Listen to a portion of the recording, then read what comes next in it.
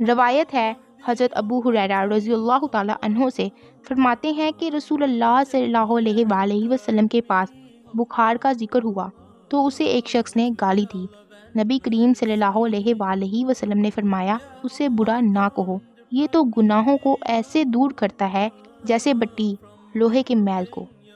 روایت ہے حضرت ابو ہریرہ رضی اللہ تعالیٰ عنہ سے فرماتے ہیں فرمایا رسول اللہ صلی اللہ علیہ وآلہ وسلم نے کہ جو بیمار ہو کر مرا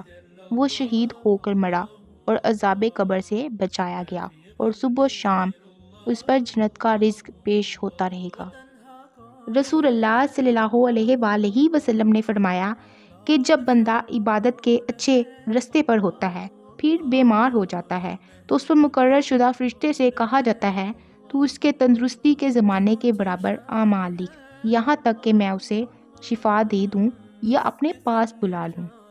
روایت ہے حضرت ابو ہریرہ رضی اللہ تعالیٰ عنہ سے فرماتے ہیں کہ فرمایا رسول اللہ صلی اللہ علیہ وآلہ وسلم نے شہید 5 ہیں، طاعون والا، پیٹ کی بیماری والا، ڈوبا ہوا، دب کر مرنے والا اور اللہ کی راہ کا شہید۔